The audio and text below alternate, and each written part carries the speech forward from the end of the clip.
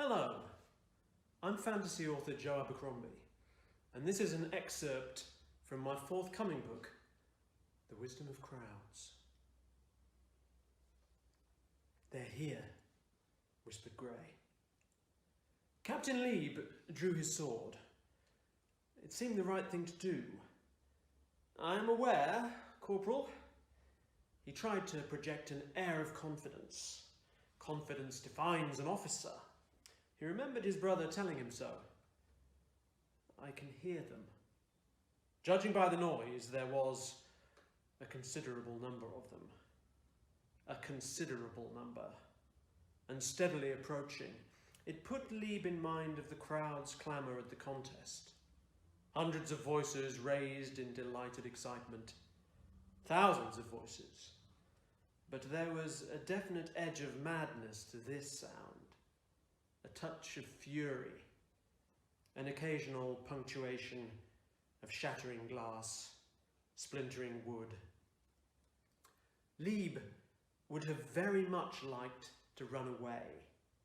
He didn't want anyone's blood on his hands, least of all his own. And he wasn't without sympathy for their cause, up to a point. Freedom and justice and so on. Who doesn't like that stuff, in principle? But he'd sworn an oath to the king. Not to the king directly, of course, but, you know.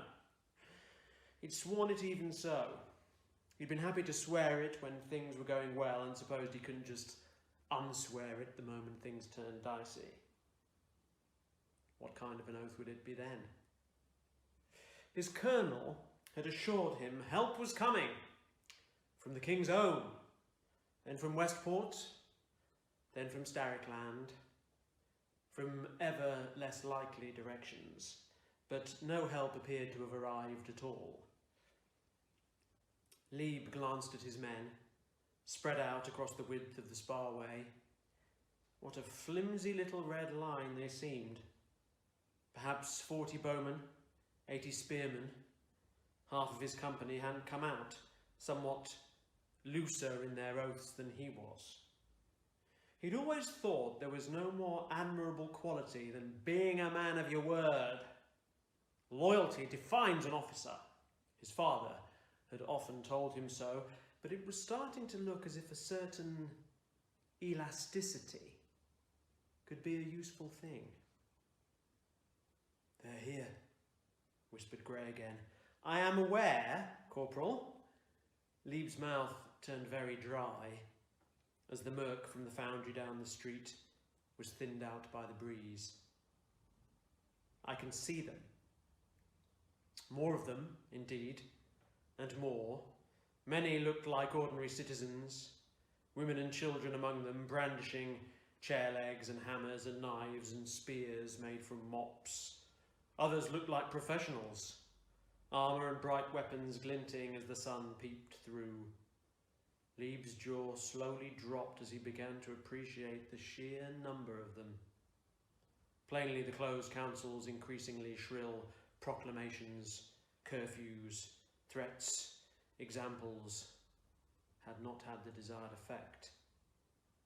Quite the reverse. By the fates, someone muttered. Steady, said Lieb, but it came out a squeak that couldn't have steadied anyone. It might have unsteadied those already steady, indeed. It was painfully obvious that his brittle little line had no chance of stopping that boiling tide. No chance at all. When they saw Lieb and his soldiers, they wobbled to a halt, bunching up uncertainly, chants and cheers dying on their lips. There was an intensely awkward silence, and an inappropriate memory floated up from the depths of Lieb's mind. The intensely awkward silence after he, drunk, had tried to kiss his cousin Cytherin at that dance, and she jerked away in horror, so he ended up sort of kissing her ear. This silence was like that one, but a great deal more terrifying. What to do? By the fates, what to do? Let them through? Join them, fight them, run, and never stop? There were no good ideas. Lieb's lower lip twitched stupidly, but no sound emerged. even a least bad idea, seemed beyond him. Decisiveness defines an officer, but he hadn't been trained for this. They don't train you for the world suddenly coming unravelled. And now a rider pushed through to the front of the throng, a woman with a tangle of damp red hair and a furious sneer. It was as if her rage was an infection, spreading instantly through the crowd. Faces twisted, weapons lifted, screams and cries and taunts burst forth, and suddenly Lieb had no choice at all. "Raise bows!" he spluttered, almost as if, running out of time to think of a better idea, he was left only with this self-evidently terrible one. His men glanced at each other, stirred uncomfortably. "Raise bows!"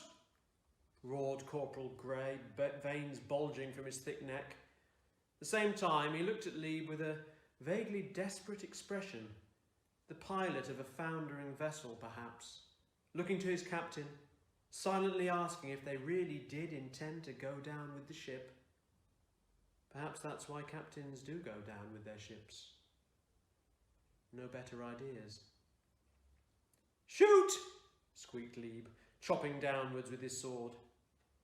He wasn't sure how many actually shot. Less than half. Afraid to shoot at so many? Unwilling to shoot at men who might have been their fathers, brothers, sons? Women who might have been their mothers, sisters, daughters? A couple shot high, on purpose or in hurry. There was a scream. Did 2 or 3 fall in the front rank of that seething mob? It made not the slightest difference. How could it? The terrifying she-devil at the front stabbed towards Lieb with a clawing finger. "Kill those fuckers!" And they charged in their hundreds. Lieb was a reasonably brave man, a reasonably honourable man, a reasonable monarchist who took his oath to his king very seriously, but Lieb was not a fool. He turned and ran with his men. It was not a company anymore, but a squealing, jostling, whimpering herd of pigs. Someone shoved him and he fell, rolled. He thought it might have been Corporal Grey, damn him. They all were scattering now, tossing their weapons, and he scrambled for an alleyway, knocking a surprised-looking beggar out of his way and nearly falling again. How could one man keep his oath when everyone else was breaking theirs, after all?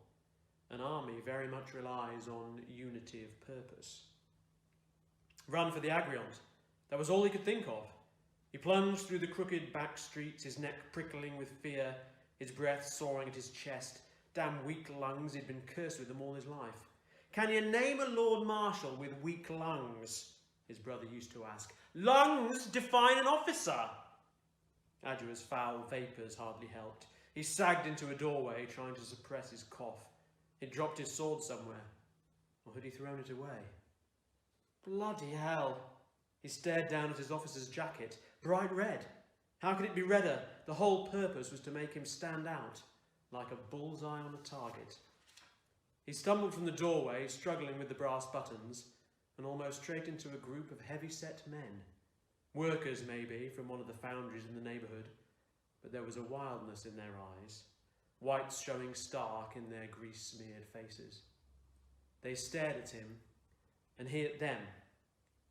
"Now, listen," he said, raising one weak hand. "I was just doing my..." They were not interested. Not in his duty, or his oath, or his sympathy for their cause, or his reasonable monarchism. It was not a day for the reasonable, let alone for whatever defines an officer. One of them put his head down and charged. Lieb managed to throw one punch as he came, a harmless one, which missed the mark and bounced off the man's forehead. His brother had once told him how to punch, but he hadn't really been listening. He wished he'd listened now, but then his brother hadn't really known anything about punching either. The man caught Lieb in the side with his shoulder, knocked his wind out, lifted him bodily and brought him down on the wet cobbles with a stunning crash. Then they were all on him, kicking, swearing, slavering madmen, furious animals. Lieb curled up as best he could, whimpering at each blow. Something hit him so hard in the back he was sick. To his horror, he saw one of them take out a knife. And you can find out what happens when the book is published in September.